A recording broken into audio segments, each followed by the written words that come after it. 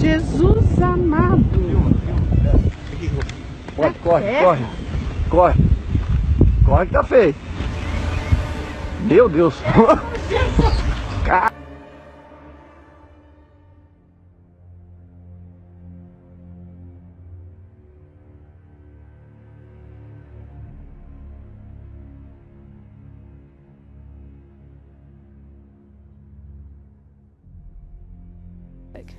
So it says here you're a medical nurse, is that accurate?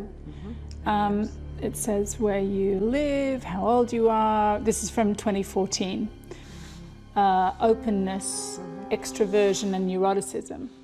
Neuroticism, yeah. Janice tells us she only uses Facebook lightly, and for that reason can't imagine how they've made these assumptions about her. Distributing violent videos of people being to death to intimidate voters.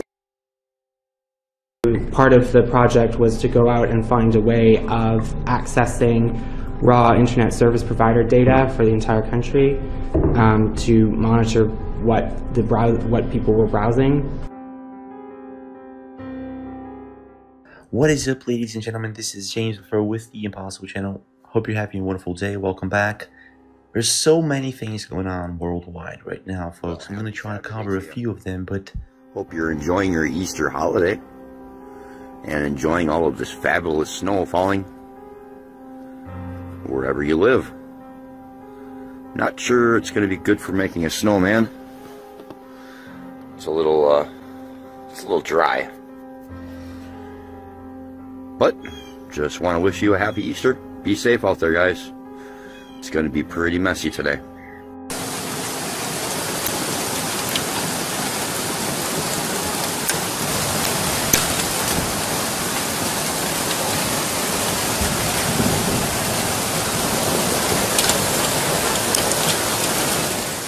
one of them is horrifying.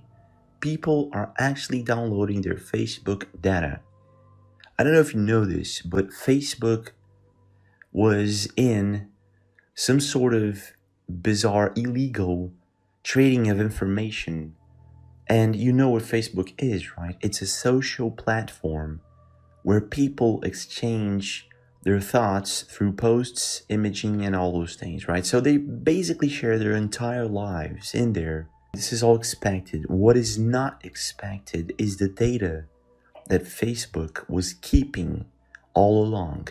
And this is somewhat scary. So I'm going to show you guys some tweets from people all over the world.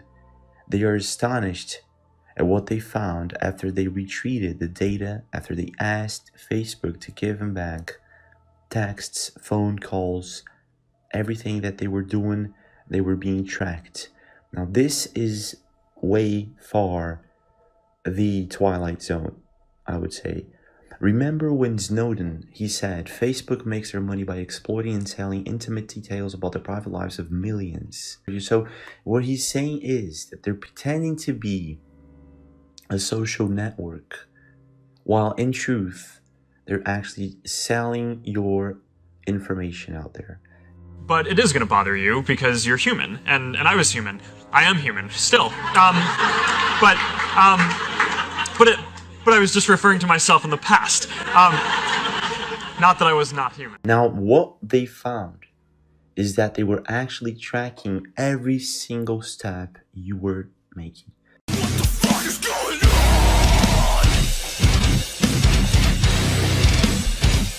So this is way above, like I told you guys, this is way beyond the Twilight Zone. I've heard they want to RFID chip everyone right now. They're talking about it seriously behind the curtains. Of course, they have been telling us about this for quite a while now, that they will chip humans to keep track of what they're doing and all that. So Facebook might all along have been just a test. I've told you guys about the blue frequency, that the emission of this blue frequency coming in from TVs, telephones, this blue frequency depletes one of the hormones in our body responsible for our health. So a lot of people have been telling me, James, I'm feeling sick. Everyone around me is feeling sick. They don't know what it is. The doctors don't know what it is, right? So in general, they're changing our lives. But now they're not changing just our lives. They are stealing our information and selling it out there. So this is a bit a tad more serious. Stage in New York doing mental magic. And I had the experience from time to time of having a direct perception of something in the life stream of the person whose mind I was pretending to read. But I was not doing magic for the CIA. As we know, the CIA is not easily amused, and we were trying to do the real thing for them. The work we did at SRI involved things like finding a downed Russian airplane in North. The ability we're talking about is a natural psychic ability that we all have, in spite of what you may have heard to the contrary. People can quiet their mind and describe and experience what's happening in a distant place or in the future. Now, there's another subject. Again, this is beyond the conspiracy theories out there. This is beyond the Twilight Zone. Now, just let's gather a few documents out there coming in from the CIA. Yes, you heard me right. Coming in from their website, the CIA, right? They're telling us that for quite a long time now, they have been studying teleportation. They have been studying getting out of the body. There's something called controlled remote viewing. I don't know if you've heard about it. I'm going to repeat the name. It's called controlled remote viewing. And through this technique, they can travel outside of their bodies. People, I'm talking about people, right? They can travel outside of their bodies. And in time also to find things. Let's just put it like that. Of course, this can be useful for many other things. And this is where I'm going to go into Facebook and artificial intelligence in just a few seconds. I probably already know where I'm going with this. But if it is real, for example, that they found a pyramid on Mars using controlled remote viewing, let me just show you. This is coming in from yesterday or this week.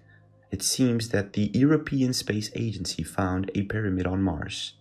And it has been confirmed before by controlled remote viewing coming in again from the CIA, right? There's a script, and I'm going to show you guys a script that has been unclassified. This person controlled remote viewed itself to Mars and found out about this pyramid and the tall white people that live there. Now, the most interesting part is where this person actually talks about a wall, a huge wall. So again, folks, there is a theory that I have that Mars and Earth and all these districts are tied up together and separated by a wall.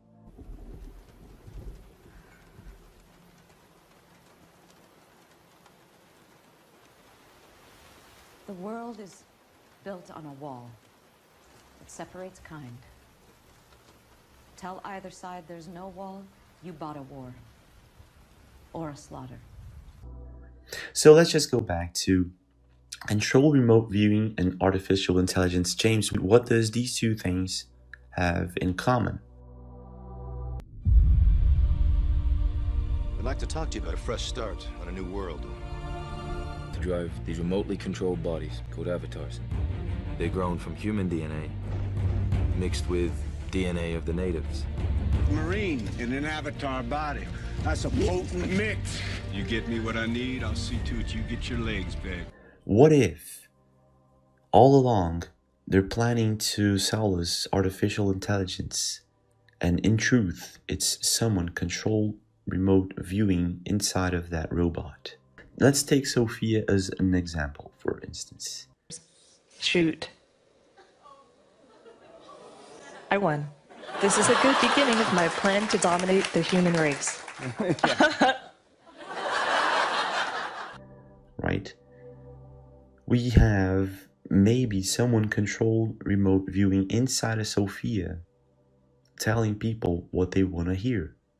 And they're making their way so good that now Sophia has a Saudi Arabian citizenship. It has citizenship. The next step probably is becoming president or a politician, maybe. It has been to the UN already. And now it's been talking to famous people. What is the next step? You get what I'm talking about here? What if robots and artificial intelligence can and will in the future be run by people who can control remote viewing. We modified their genetic structure to make them less independent than the original host. You see where I'm trying to get here? So there are quite a few people who are scared by artificial intelligence and robots in general, because what if this is a big scam once again? So yes, they say they found a pyramid on Mars, and all of that could be, again, a big lie. But the remote viewing is an interesting part, because in the same time, the person is talking about a wall, giving us, again, a very false perspective of the universe. But strangely enough, there's left in the world today an area as big as the United States that's never been seen by a human being. And that's beyond the pole, on the other side of the South Pole, from Middle America. And I think it's quite astonishing that there should be an area as big as that unexplored. Of course, this is all big conspiracy or not. You decide. Leave a comment. What do you think about all this? The floor seems to be opening and cracking apart. Continents may be drifting or shifting, and the weather is completely nuts. Don't forget to subscribe, leave a like if you enjoyed the video, and I'll see you again.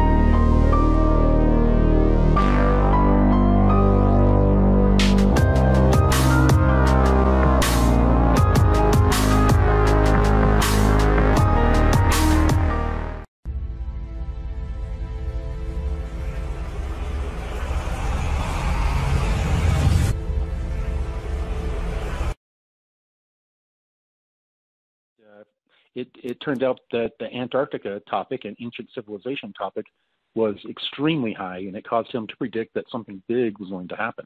What do you mean big? What are they referring to? They're referring to a possible announcement that there has been a ancient civilization found under the ice. Apparently, in 1938 and 39, the Nazis had a pretty heavy expedition down to the Antarctic.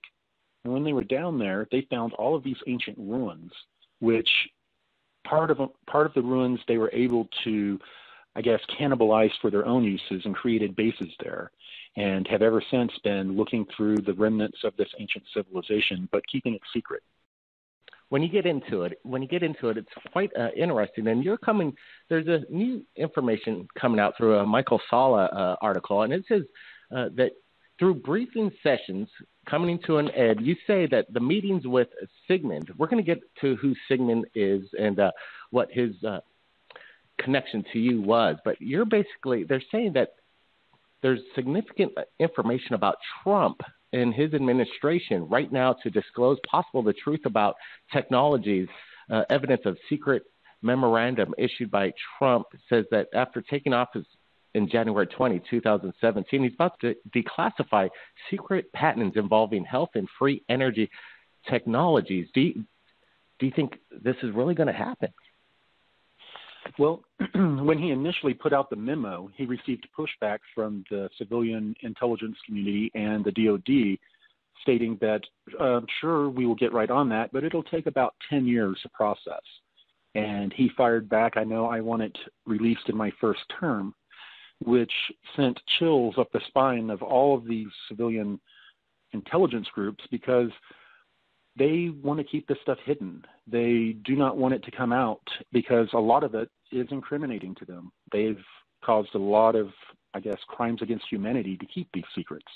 He would have the power to basically pardon anybody, whistleblowers, anybody with this information. But you're saying this technology is going to take a while to get out to the public. It's not going to happen overnight, and that's what Trump really wanted. I'm surprised that usually Trump gets what he wants, and there's people in charge of things, a higher power than the president himself? Yes, there are 38 levels of secrecy above the President of the United States. And the intelligence communities have refused to brief Trump on the secret space programs and known extraterrestrial life. But pretty much the same briefing that you would see if you looked up the Reagan diaries and saw the briefing that he supposedly got.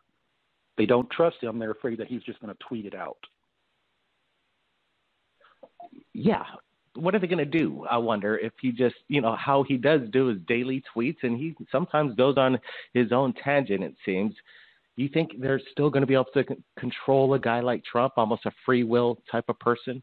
No. As a matter of fact, they did not want him in office at all. They would make comments such as, we would stab him on Inauguration Day if we had to. But apparently the DOD approached these intelligence communities and told them that if they did assassinate him, or if they interfered with any peaceful transition, that they would pull an open coup. He's pretty intimidated, it sounds like, when you hear this kind of information. And wow, how do you think the president himself, is he aware that he's pretty much maybe the 39th person in a classification of need to know? Well, yes, this president definitely knows it. It turns out, he's really, he's been into conspiracy theory for a long time. He talks with Alex Jones, who actually just on the 17th made a few remarks about the secret space program that is going on. So it appears that Trump is well aware of a lot of this, also because of some family ties that he has. So he is well aware, and he's also well aware that he's not getting any of the briefings that the other presidents did. Yeah, fascinating. And I wonder if they're going to be able to hold the big Trumpster down, and if maybe he's going to, do it on his own and take a risk because he's already been taking a lot of risk. He's on these rallies. He's putting himself out there in the public. So it's quite interesting. Hopefully he does something soon. Now, let's get into this. You were recruited through one of the MyLab programs at a young age of 6 years old. Can you tell me exactly what is MyLab and how would you become a recruited person or a child at the time? Well, MyLab is, we really need to come up with a better term. It stands for military abductions. And really, MyLabs are, if a person is abducted by a non-terrestrial and returned, the government will come and abduct them again to be debriefed on what the aliens picked them up for. And then they will be given a screen memory and put back in their daily lives. So that's usually what MyLab means. It's been used a lot for these programs such as MK Ultra and a lot of the other Ultra programs. They lump it in under MyLab. But what occurred was I was identified as an intuitive empath through standardized testing in public school. When I was identified as an intuitive empath, they then brought me into a so-called special school program that pulled me out of my regular school activities. And, once to 3 times a week, I would be taken on field trips. And these field trips ended up at Carswell Air Force Base or other places similar that Air Force personnel, intelligence personnel were at, and they would put us through all types of training and virtual reality scenarios to build personality profiles on us so they would know whether they wanted to draft us up into the secret space program or just have us work for these, I guess, loosely connected syndicates that we call the cabal or the Illuminati. Yeah, to say the least. So it wasn't all fun and games. It wasn't we're going on field trips and going and sightseeing. You're being tested like pretty much a lab rat. Let me ask you this. Let me ask you what a intuitive. How would you know if you were an intuitive? What kind of test did you? What was the standard? What stood out? Intuitive just means you have a very strong intuition about what's about to happen or, what's going on. You have a good intuition, and you learn to trust that intuition because it's accurate. An empath is a person who actually feels other people's feelings and emotions So an intuitive empath is a hot commodity for these groups because they can be trained to interface with non-terrestrials. And otherwise, it's usually a one-way communication. If you're not an intuitive empath and haven't had the training, usually you can have a non-terrestrial communicate with you telepathically, but it's usually a one-way conversation. You were part of a highly classified Air Force space program, which closely cooperates with U.S. Military entities such as the National Reconnaissance Office and the National Security Agency. So were you actually a pilot? How did this work? What is actually the secret space program? Go ahead. Actually, this was not I was not involved in the Air Force program. The Air Force program is what we call the Military Industrial Complex program, and they're usually within 500 miles of near-Earth orbit, and they only have a couple space stations that are unknown to us that are around the 400 or 500 mile mark altitude that they service with TR-3B type craft, and they also have small bases on the moon. The program I was brought into was called Solar Warden, and it was a Navy program. And it is an interstellar program. They're out traveling throughout our solar system and into other solar systems. I was brought on as an intuitive empath when I was 16, almost 17, just a couple months from my birthday. And they were going to have me assigned to a research vessel where it was full of scientists and engineers, and I was going to be a specialist or a tech, depending which one of the two I was working for. But when I was first brought there, the captain stated that they had a few other people from my program there, and all they did was cry and call for mama the first year. So he did not want me on his vessel. So they sent me to another group that was the Intruder Intercept and Interrogation Program. And it's much like the Men in Black. They come down and locate non-terrestrials that are living amongst us, and they will abduct those non-terrestrials and then bring them to a base to interrogate them, to find out why they're here, what their objectives are and agendas are. And I was a part of that for 10 months, almost a year. And after that, then I was reassigned back to the research vessel, where I spent the remainder of the 19 years. Who is this person, Sigmund? He seems like he's in charge. Is he in one of the? What's his classification on a rank from 1 to 38? And what kind of chemicals did they subject on you? Well, this particular individual is a high-ranking Air Force personnel. Whenever I've met them on their uniform, he does not wear rank insignia or any of the fleer that would, show any designations of what unit he is associated to. But how I first was introduced to this gentleman, using that word loosely, I was picked up just outside my house by one of these strange vessels that are somewhat triangular, but two airmen were standing below it. And they brought me onto the vessel, and they began to interrogate me, asking me questions about this Navy space program that supposedly existed.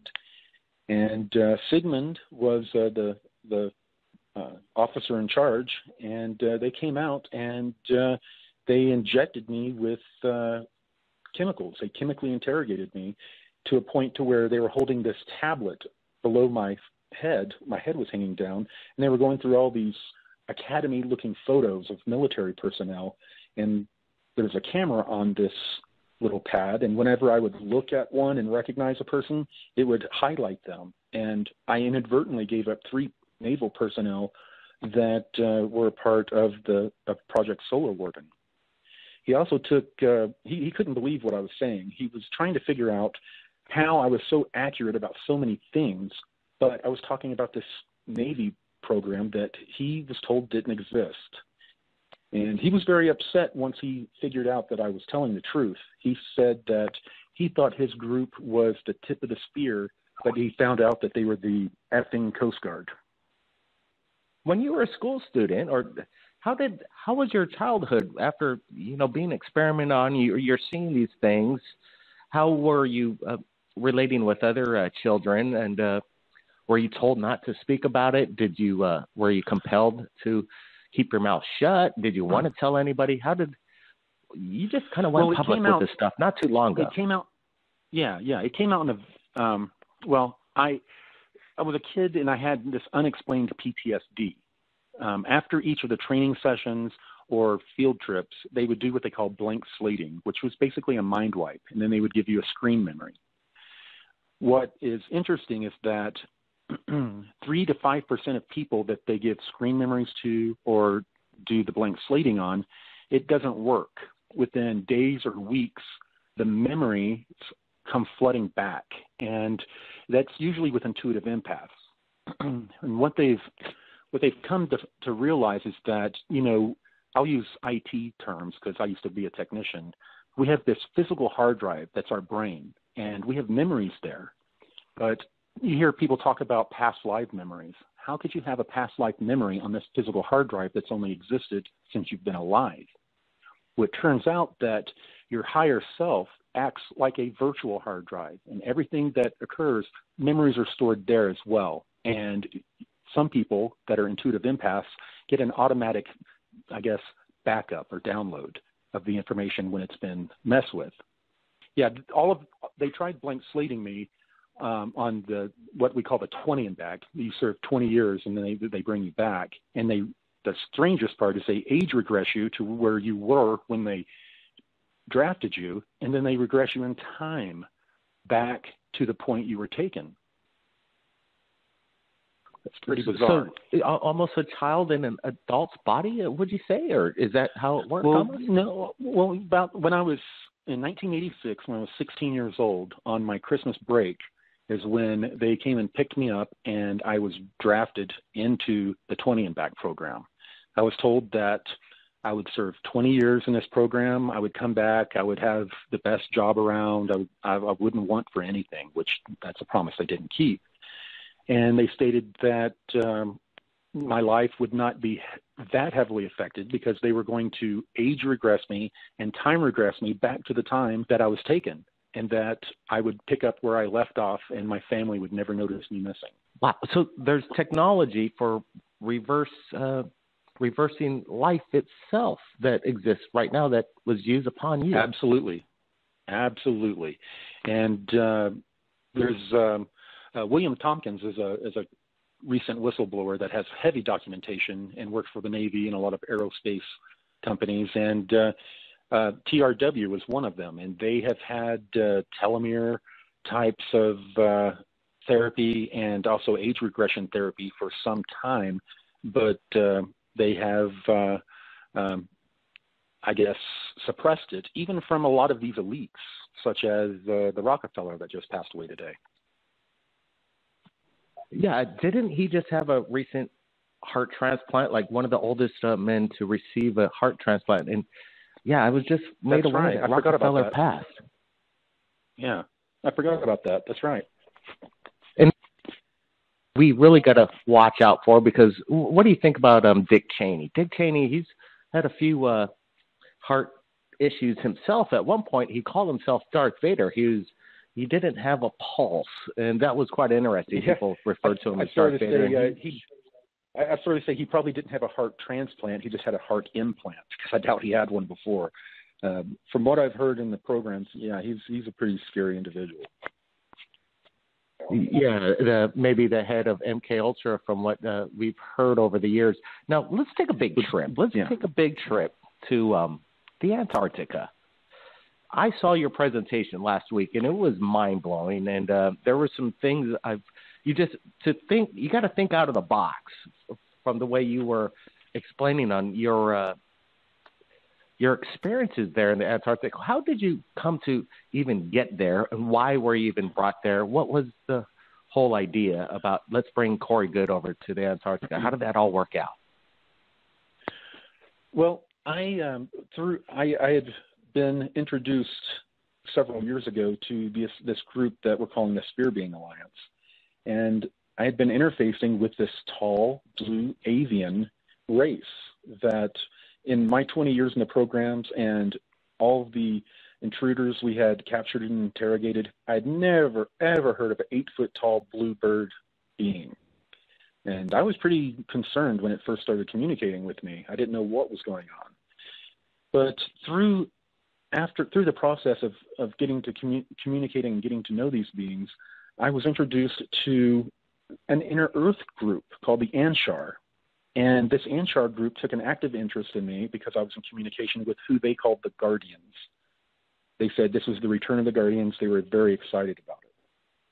So since I was seen as somewhat of an ambassador, I was working with the Secret Space Program Alliance, who was working to give us full disclosure. This Inner Earth group has taken me twice to Antarctica, once for a reconnaissance flight under the ice, about 2 miles under the ice. There's a huge industrial complex. There were buildings all over the place that looked very industrial, smoke coming out of them, steam coming out of them, very human looking. And there were giant submarines under the ice that had popped up that were the size of, I guess, the giant ships that carried the big shipping containers. It was huge, and I saw these submarines being unloaded with giant cranes that were reaching in the top that rolled back and pulling out these giant containers. How old was it? Was it an ancient civilization and infrastructure built on there, or was it something from the Nazi era?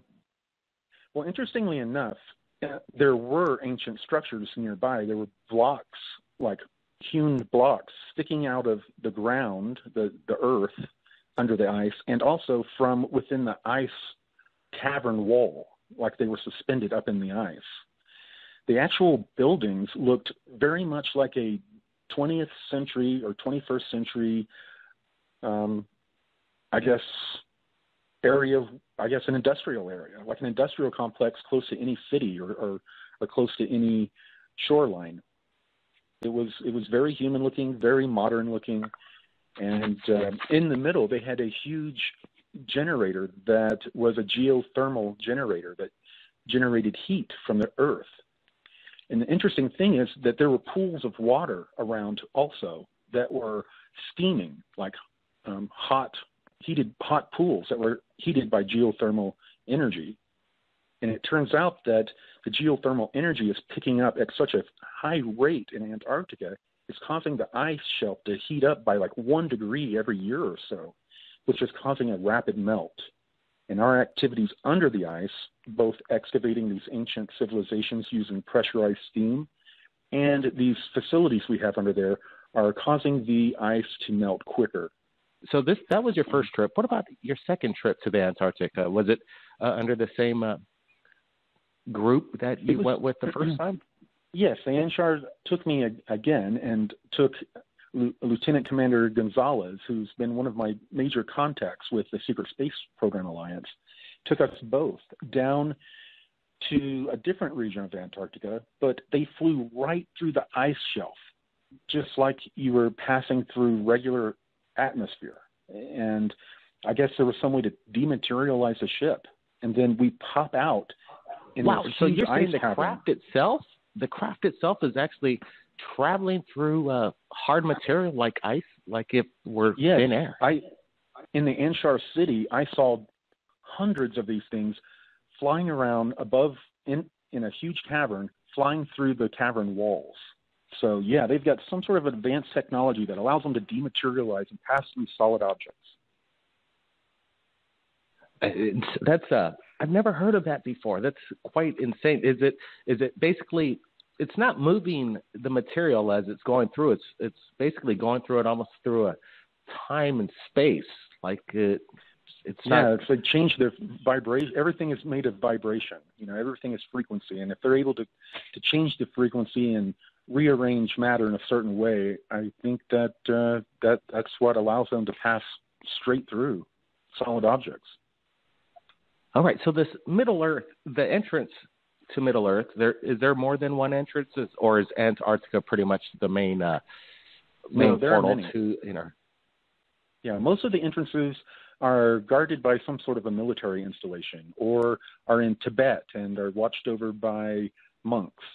They do have a large entrance in Antarctica, but it didn't quite go as I expected. When I was on the reconnaissance flight, I thought we were going to shoot back through the way we came, but instead we went over this sort of a bay of warmer water that was lapping the shores next to this industrial area I saw.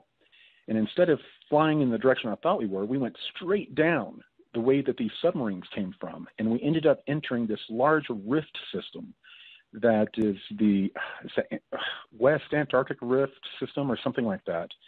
And we went very deep underground and traveled through this rift system that had been tunneled out by some ancient alien race that allowed you to travel from Antarctica all the way up to Central America and the southern and southwestern parts of the United States, all completely underwater. This underground, basically, city, you said that was the size of Texas. Like, it had its own ecosystem. It had its own light, warmth. Tell us about what it's like to be in a place that big. It just sounds so overwhelming. It was overwhelming. You know, when you walk up to a building and you feel like you're going to fall over backwards looking towards the top, or a giant tree, you know, one of the redwood trees.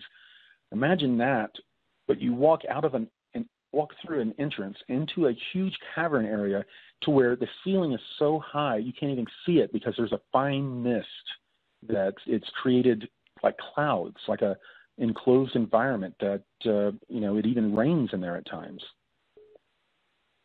So let me ask you this. There are people that live an everyday life right here on our, you know, above the planet, regular life. Is there enough room in inner Earth that we could, as a human race, like go visit other worlds that are with, like, we don't have to go to other planets. It's right up there. We could enter this. Would they allow, like, maybe a tourism? Would it be possible, like a tourist destination one of these days? So, you know, some of the areas, yes, definitely. But this Anshar group, they're very leery of human beings.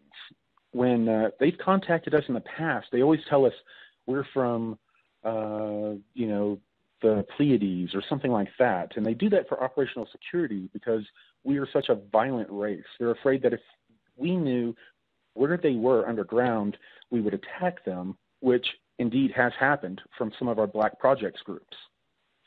So they're not going to invite too many people into their city, but there are plenty of other areas underground that we could take refuge in. And after we have full disclosure, I think we're going to have a lot of spelunkers that are also archaeologists that are going to be, you know, traveling to the inner Earth. And there's so much to find down there, let alone out in space. Well, yeah, count me in. I want to be there. I want to be there, and I want to get on that ship that you were on. That sounds incredible. Let's talk about some of the creatures that live in inner Earth. You were telling the people over there in the symposium in Kona last week that they were talking about a race of raptors, yeah. And there was a war with soldiers, like military soldiers. Were they American soldiers? What was that all about? Well, the raptors were remnants of the dinosaurs, and they went underground to survive. And they're sort of a proto-dinosaur bird. They have plumes of feathers on them. They have real jerky movements. They're super fast, and they're carnivorous. So the incident that I was talking about that involved the Marines was not long ago, after the current president took over, some of the bases that were built by FEMA but not controlled by FEMA were supposed to be turned over to the new leaders of these different groups under the new president. But some of them refused and locked the doors. And Marines were sent in to basically drill holes through these walls, cut through the rebar and steel, and go in and arrest these people. And if the people refused to give up, these Marines were ordered to wipe out everyone in the base. And in one of these occasions, they had to go in, and they were under orders to wipe everyone out. And in the battle, these Marines were shocked to become face-to-face with 8-foot-tall reptilians who were fighting them. And these Marines had zero briefings that ETs even exist, let alone they would run into them and have to do battle with them. So all of a sudden, they're standing there in front of the devil or a demon with the M16 doing battle with them. And I hear that they did not do so well psychologically afterwards. Yeah, post-traumatic stress disorder. Let me ask you. People theorize that dinosaurs, since they've been around for millions and millions of years, far longer than the human race has existed on planet Earth, that they developed complex languages. Did these raptors, did they communicate? Were we able to communicate back and forth with them? Well, I don't know how they communicate. I assume from their physiology it isn't through a voice box. I assume that it's some sort of telepathic type of thing. But our military has been in contact with them to get access to certain areas, like these giant crystal caves that they took over a long time ago that used to belong to the Anshar. And these giant crystal caves are huge depositories of information. Would it be the president of the United States that would authorize this combat with this raptor race, or would it be some other general above rank of the president? It would be one of these individuals in the intelligence community that has the clearance that's 38 levels above the president, or somewhere above the president within that 38 levels. Wow, incredible. So there were other races down there. You were saying they looked like humans in their own way, different nationalities. You have an Asian-looking race. You have an African-looking race, and there are Caucasians. Do they get along down there? Is there a conflict between the races in Earth? Well, a lot of these human-type races that you've described, they don't normally meet with each other, but they kind of stay separated unless there's a huge emergency. They claim, the Anshar at least, claim to have be human beings that originated on Earth approximately 18 million years ago. They say that they've been here that long, and that they've been highly developed technologically and had their own breakaway civilization. And that breakaway civilization went underground, and they found that it was a lot safer down there. They were shielded from the sun, which causes a rapid aging and a lot of other things. And they were also isolated away from the ebb and flow of disasters that occur on this planet on a regular cycle. Wow, that's amazing. So what would you prefer to live in? Up here on the surface of the Earth or inner Earth? What would you prefer if you really had a choice? If they offered my family and I a condo down in that Anshar city, I would disappear in a heartbeat. Wow.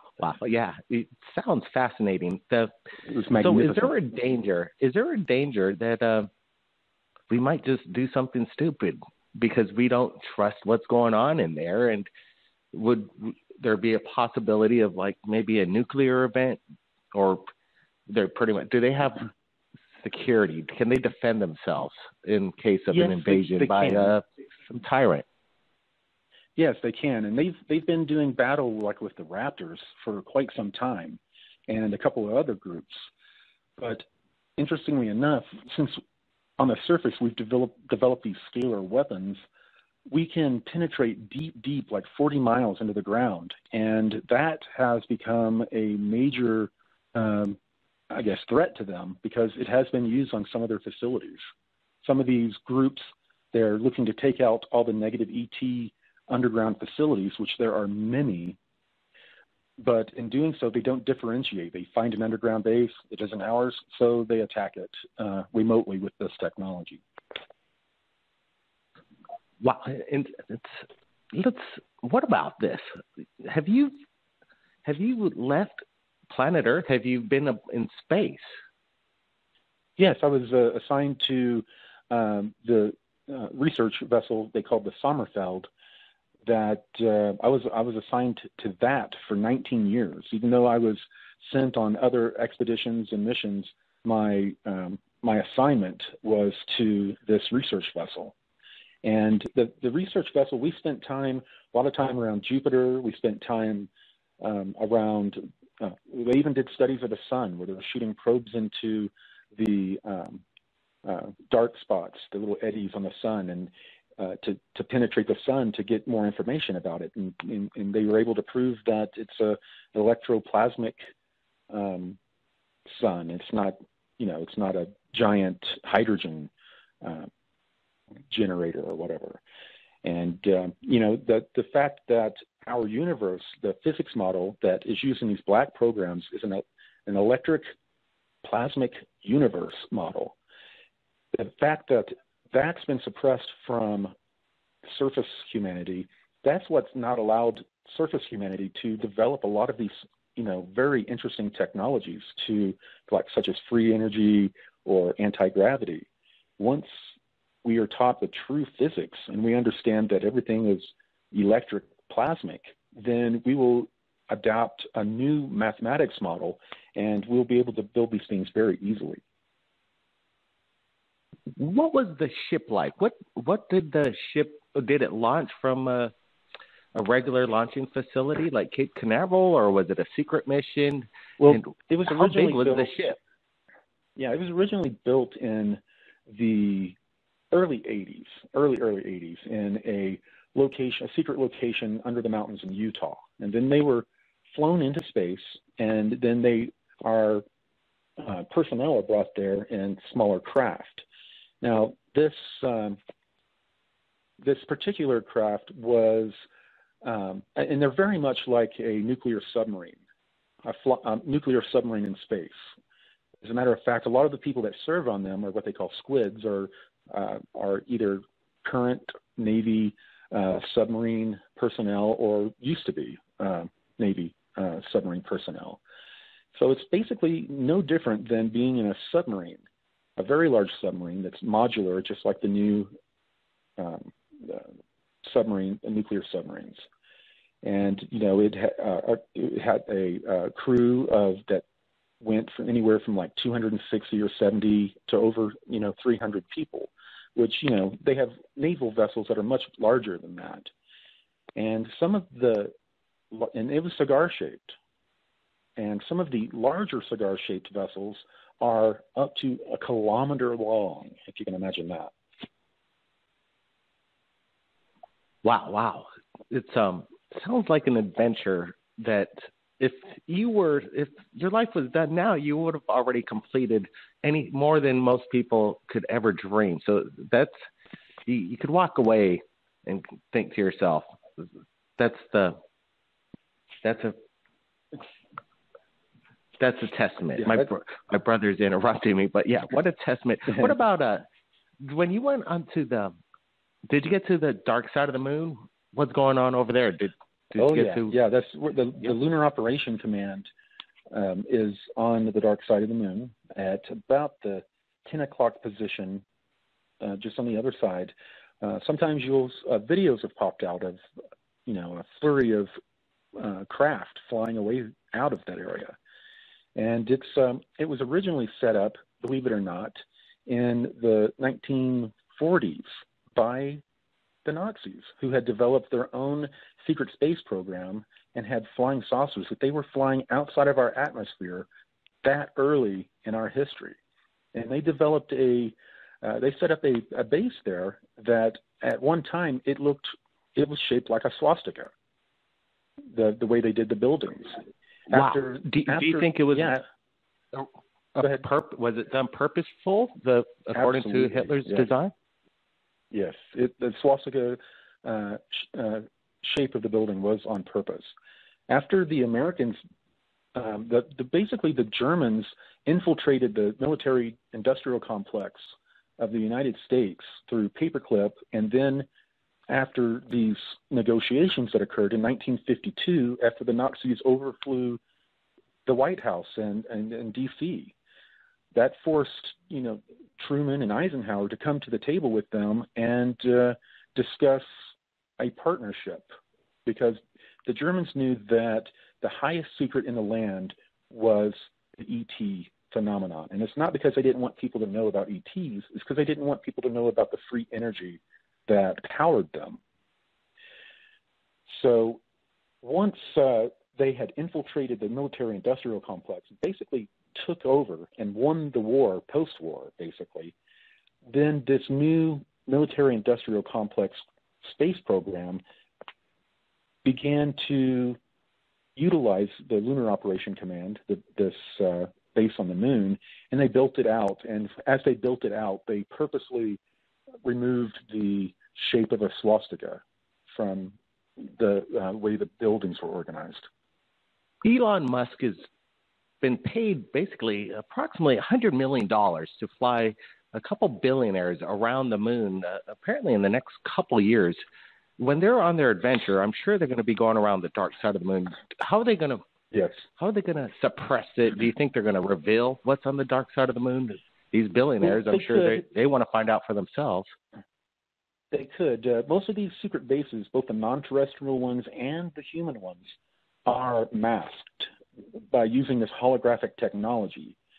What is not masked, however, are some of the ancient ruins up there and crashed vehicles. Apparently there was an ancient war that occurred in our solar system, and the moon ended up being kind of like a Switzerland area. I mean, no battles are allowed to occur on it, and they left it. I mean, you have non-terrestrial groups that can't stand each other, have been at war for millennia, that are just a few kilometers away from each other on the moon, but they never fight. And because of this big treaty that occurred. Now, they left a lot of these crashed ships and other debris on the backside of the moon as a testament to remind the other groups how terrible this war was. The Star Wars story is basically true. It did not happen long ago and far in a galaxy far away. Most of it happened in our own solar system. And it's happening right now. Yeah. Yes. It's incredible. When is disclosure going to happen? Is there any way that you could provide any kind of evidence that we could just blow the lid off everything and, do something to get things rolling? Because your experience, I'm jealous, man. A lot of people want to experience the same thing and not have to go through these MyLab programs. Yeah, I have people all the time contact me and saying, "How do I join this program?" And I'm like, "Have you listened to anything I said?" It's dark. There's dark stuff going on. There's a human slave trade, interstellar human slave trade going on, to where, for a long time, these non-terrestrials were coming down and scooping up humans and then taking off with them. And finally, these Illuminati-type groups said, wait a minute, that means they want humans, so humans are a commodity. So they began trading people for technology and other biological information from other star systems so that they could use for their studies. So, nearly 1 million people go missing every year, and a good portion of them end up being traded off as slaves or worse in this intergalactic slave trade or interstellar slave trade. Now that's kind of scary, I have to say, because there are millions of people around the world that say they've been abducted every year, and a lot of them, unfortunate ones, are never to be seen again. Yeah. Well, when it comes to full disclosure, if we get a full disclosure event, a lot of people that listen to the show might be saying, that would be great. It'd be a big kumbaya moment. We'll all hold hands and, sing a song. But disclosure, if we get full disclosure, it's going to be one of the most traumatic events that ever happened to humanity. But it's needed because all evolution happens in stress. A lot of these groups right now are working on a partial disclosure to where they will unroll disclosure over 50 to 100 years. They want to make sure that many of them have a chance to die, because so many crimes against humanity have been committed just to keep the secret alone. So disclosure is a very shaky subject, and a lot of people just don't know how to do it. They don't know how to do it. Yeah. Well, little by little, soft baby steps in the beginning, but give us a little bit and then a little bit more. I guess they're doing it a little through technology, because technology seems like they are trickling down some of the information that they have in their archive. Yes. Yeah. They've been this slow release of information and planting seeds in our consciousness about the aliens and these secret space programs has been going on for quite a while, going all the way back to the Star Trek when it came out with Gene Roddenberry. Gene Roddenberry had close connections with the son of a major admiral, according to Dr. Sala's research, that was involved with solar warming. So he had a direct contact with people that were in the U.S. secret space program. Yeah, Michael Sala, he does good work, and I want to be touching base with him real soon. But, the show's just about done, but that just flew by so fast, so much information. We want to invite you back sometime in the near future. I'm sure we just touched the tip of the iceberg with the experiences that you've been on, and you probably could go on for days talking about this. But can you please tell us how people could find you, and what are you going to be doing next? And is there any message that you've received from any of these alien races that we should be aware of? Well, I can be reached at SpearBeingAlliance.com. I also have a YouTube channel, Spear Being Alliance. And these a lot of these non-terrestrial groups are very positive, but we do have the negative ones, and a lot of people don't want to believe that. And, we have to be mentally prepared for such a thing. And, I'll be happy to come back on your show because, yes, we have plenty to talk about. And Dr. Sala is about to release 3 more articles. He released one today that are going to cover a lot of intelligence that I briefed him on the 16th of this month while I was there in Hawaii. Absolutely. That was an incredible. It makes me think, and it makes me think along many hours after this conversation and what I heard last week from what Corey Goods just told us. Everybody, take a look at the Sphere Being Alliance. All the links will be below in the description. Stay tuned and keep in touch with Corey Good on his YouTube channel because he's coming up with updates quite often. That was Corey Good, everybody. And if you've captured anything quite amazing in the skies, something on video that you can't explain, submit it to us right here at Third Phase of the Moon. Wow, incredible story, incredible insight and information. We'll see everybody again next time. Blake Cousins, Third Phase of the Moon.